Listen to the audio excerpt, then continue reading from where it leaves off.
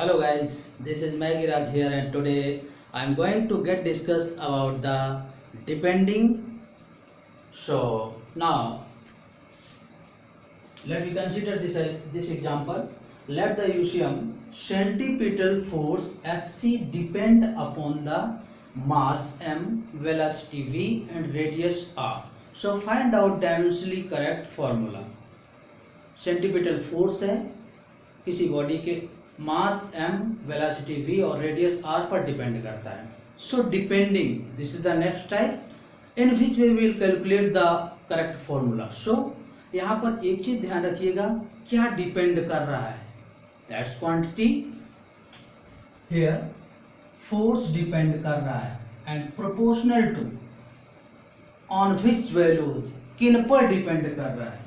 So mass, velocity and radius पर किस तरीके से डिपेंड कर रहा है.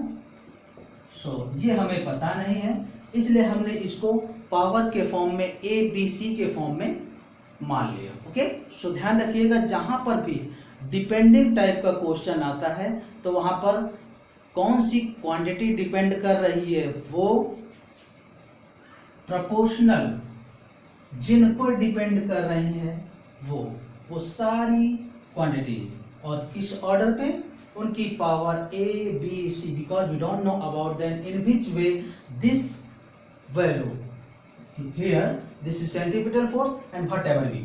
सो this centripetal force depend on the mass, velocity and radius, we don't know. So let me consider here the power a, b and c. In this way this centripetal force depend. Okay, so Fc equals to k m power a, v power b, r power c, and this is the first equation. Okay, now putting the dimension of each term,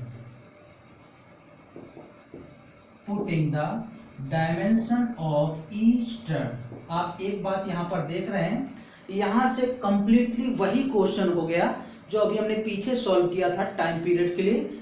incorrect equation को correct करना, कैसे correct किया था, इसी तरीके से हमने माना था और आगे सॉल्व किया था. तो अब हमारा पूरा प्रोसीजर पीछे वाले टाइप से ही कैलकुलेट होगा. तो यहाँ पर हमने सारी वैल्यूज की, इनकी क्वांटिटीज की डायमेंशन पुट करेंगे. सेंट्रीपिटल फोर्स मीन्स फोर्स की m L T minus 2, k is dimensionless, mass a, velocity L T minus 1 and radius means length power c. Okay, multiplying these powers, a, L power b, t power minus b and L power c. Okay, जो same powers, same base वाली powers है उनको add कर देंगे. तो m power a रहेगा, L power b plus c, ये L है और ये L है, t power minus b, that is equal to m power 1, L power 1, t power minus 2.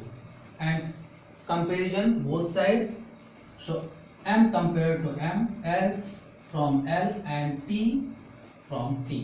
Okay, so देखिए base equal, so power equal, then a equal to 1. Okay, and b plus c equals to 1 also. L को compare किया and t और t को देखे, minus b equals to minus 2, it means b equals to 2. ये b की value अगर हम इसमें पुट कर दें तो 2 plus c equals to 1, then c equals to minus 1. Okay, here we have calculated the value of a is 1, b equals to 2 and c equals to minus 1. So putting all these value in the equation first, so putting all values in equation first. Okay, so this is equals to fc equals to k m power a, b power b and r power c. So this is negative, so it converts v square upon r, और 1 power को लिखा नहीं जाता, so we can write this f proportional m v square by r. Okay, so ध्यान रखिएगा. Depending type का जब भी कोई क्वेश्चन पूछा जाएगा, जैसे यहाँ पर दिया गया है the circular uniform circular motion centripetal force Fc depend upon the mass m, velocity v and radius r. So first of all the quantity which depends, यहाँ पर क्या डिपेंड कर रहा है, फोर्स, सेंट्रीपिटल फोर्स सबसे पहले वो, प्रोपोर्शनल। अब यहाँ पर all those quantities on which this centripetal force depend. So here mass, velocity and radius. Okay, so proportional, Fc proportional to m, v and r, and we don't know then in which way this centripetal force depends. So let me consider here the power of m is a, power of v is b and power of r is c. Okay, so whenever we remove this proportional sign, then a new constant is coming. So Fc equals to k m power a, b power b and r power c. Now putting the dimension of each term, so here we find these three equations, a equals to 1, b plus c equals to 1 and minus b equals to 2. So whenever put this value b in this equation, so calculate value of c equals to minus 1. And now a, b, c, put all these value in this equation, so Fc will be equals to k mv square by r, or we can say that Fc is proportional to mv square by r. Okay, next example आप ऐसा लिख सकते हैं कि time period of a simple pendulum, time period of a simple pendulum t depend upon the length of the wire small l and gravity small g. Find out dimensionally correct formula. Okay, तो देखते हैं एक बार, ऐसे लिख सकते हैं time period of the simple pendulum depend means proportional length of the wire and gravity, so L power A and G power B. So this is equals to K L power A G power B. अब इसको आप solve कर सकते हैं और ये हम पीछे सोल्यूशन करके निकाला है. T equals to K L power 1 by 2 and G power N by 2 1 by 2 and T equals to K under root L by G. So you can do this. Okay, and now we are going to discuss the fourth type, which is equals to conversion of one system to another system.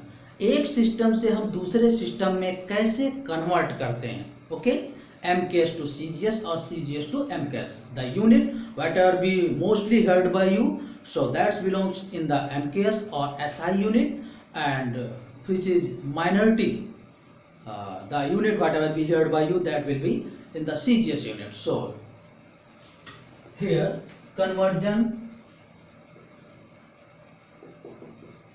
from one system to another system. Okay, one system to another system. अब यहाँ पर इसका formula कैसे होगा, तो generally देखिए, अगर dimensionally देखें तो सब ये इक्वल होते हैं. n1 u1 equal to n2 u2, where n1 equal to numeric value of first, जो पहले गिवन किया गया होगा उसकी न्यूमेरिक वैल्यू है, and n2 numeric value second की, जो आपको कैलकुलेट करना है. Numeric value of second.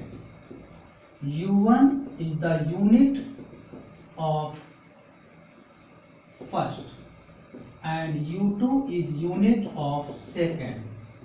तो यहाँ पर ध्यान दीजिएगा कि ये वो यूनिट है जिसको कन्वर्ट करना है और ये वो यूनिट है जिसमें कन्वर्ट करना है.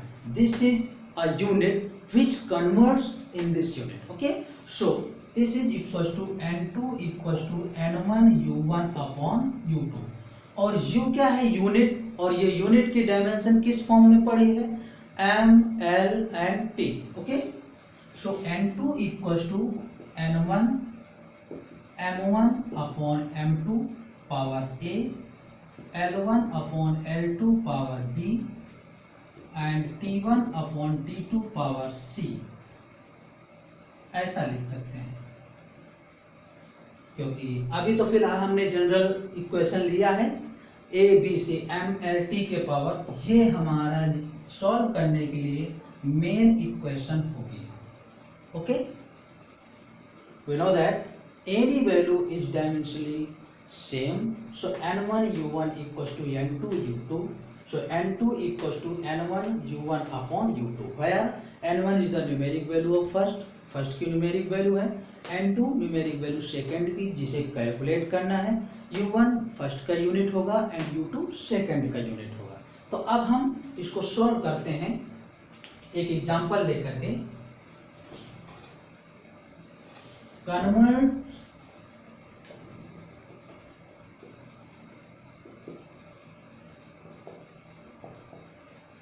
55 joule into ours.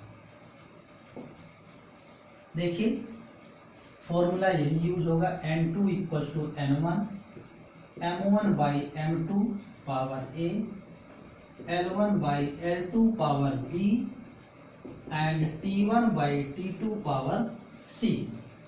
Okay, here this is the numeric value first, so n1 equals to 55,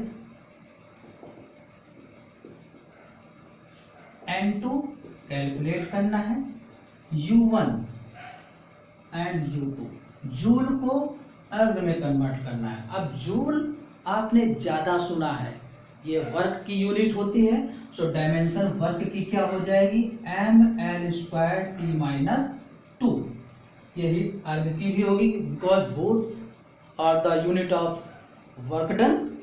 so this unit first unit joule है which converts into ergs. Okay, so we can write this, a is 1, b is 2 and c is -2। और यहाँ पर मैं relation भी दे रहा हूँ, यहाँ पर 1 kg equal to 1000 gram, okay, 1 metre equal to 100 centimetre. Okay, इन दोनों का यूज होगा। So n2 equal to n1 u1 upon u2 means m1 by m2 power a, l1 by l2 power b and t1 by t2 power c. Okay, n2 equals to 55, m1 first, this is mks unit and this is cgs unit। तो mks में मास किस में होगा, kg में, और cgs में ग्राम। mks में length किस में होगी, मीटर में, और cgs में सेंटीमीटर में, और दोनों ही में टाइम सेकंड में होता है। ओके, यहाँ पर 2 पावर।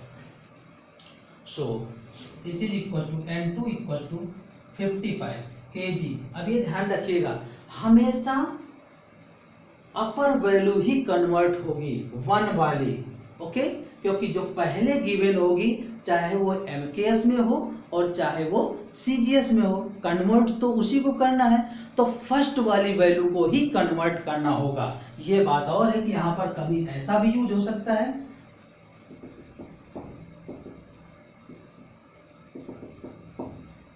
कि अभी तो हमने कर दिया जूल को अर्ग में कन्वर्ट करने के लिए, मे भी हम ऐसा भी दे सकते थे कि अर्ग को जूल में कन्वर्ट करने के लिए दे देते, तो क्या होता, अब ये ऊपर ग्राम ऊपर सेंटीमीटर ऐसा हो जाता। तो ऐसे रिलेशन पता होने चाहिए। तो केजी में 1000 ग्राम और नीचे वाला ग्राम, नीचे वाले के फॉर्म में कन्वर्ट करना है, मीटर को सेंटीमीटर, और नीचे वाला ऑलरेडी सेंटीमीटर है, और ये सेकंड 1 आ गया। Okay, so n2 equals to 55 into 10 power 3 का 1 में मल्टीप्लाई 10 पावर 3, 10 पावर 2 का 2 में मल्टीप्लाई 10 पावर 4, इतने। और ये अब कंप्लीटली ग्राम सेंटीमीटर सेकंड सब में कन्वर्ट हो चुका है। So we can write this n2 equals to 55 into 10 power 7 erg. Okay, सो यहाँ पर एक चीज हमें और जानने को मिली कि 1 जूल इक्वल्स टू क्या सॉल्व हो गया, 10 पावर 7 अर्ग्स, यानी 1 जूल में इतने अर्ग्स होते हैं।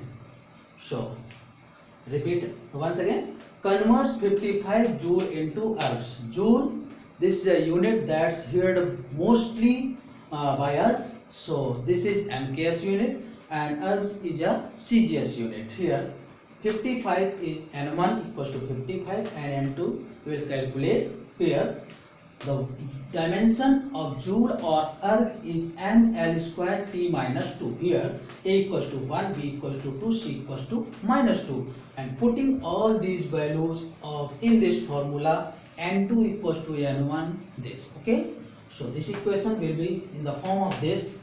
So n2 equals to 55 kg upon gram, metre upon centimetre, second by second. First unit MKS है तो मास kg में होगा, वन वाली लेंथ मीटर में होगी और वन वाला टाइम सेकंड में. इसी तरीके से ये सेकंड यूनिट जो है वो अर्ग्स में है, तो अर्ग वाली यूनिट में मास ग्राम में, टाइम लेंथ सेंटीमीटर में एंड टाइम सेकंड में. अब हम ध्यान रखेंगे कि फर्स्ट वाली वैल्यू को ही कन्वर्ट करते हैं. फर्स्ट वाली वैल्यू चाहे वो MKS की हो और चाहे CGS की हो, और यहाँ पर हम देख रहे हैं जो पहली वैल्यू है वो किसमें है, MKS में है. सो ये रिलेशन भी हमने यहाँ पर लिख दिए, इनको कन्वर्ट कर दीजिए. kg को ग्राम में, ये मीटर को सेंटीमीटर में, एंड सेकंड में. Okay, so now after solving n2 equal to 55 into 10 power 7 ergs. हम इसी का दूसरा एग्जाम्पल लेते हैं और इसी को हम ये लिख दें 55 अर्ग्स इंटू जूल. तो अब क्या रिलेशन आना चाहिए, 55 इंटू 10 पावर माइनस 7. ओके, सो कैलकुलेट करते हैं. देखिए यहां से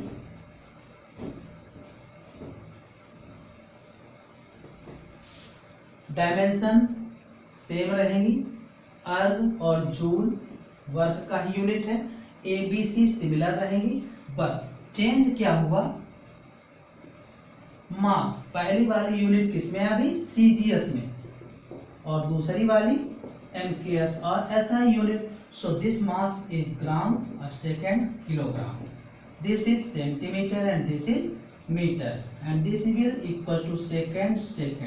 okay, so now the relation of gram and kilogram. मैंने क्या बताया था कि हमेशा हम ऊपर वाली वैल्यू को ही कन्वर्ट करेंगे. Upper value will be converted in the term of lower. Okay, so gram is equal to 10 power minus 3 kg and this is kg. Centimeter equals to 10 power minus 2 meter and this is meter, and second 1. So this is equals to 55 into 10 power minus 3 into 1 minus 3 minus 2 into 2 minus 4, and it will convert it into joule. So we can write this n2 equal to 55 into 10 power minus 7 joule. Okay, so ये relation आ गया. और ये हमने पीछे पढ़ा था 1 joule equals to 10 power 7 अर्ग. So 1 erg equals to 10 power minus 7 joule. Okay, thank you.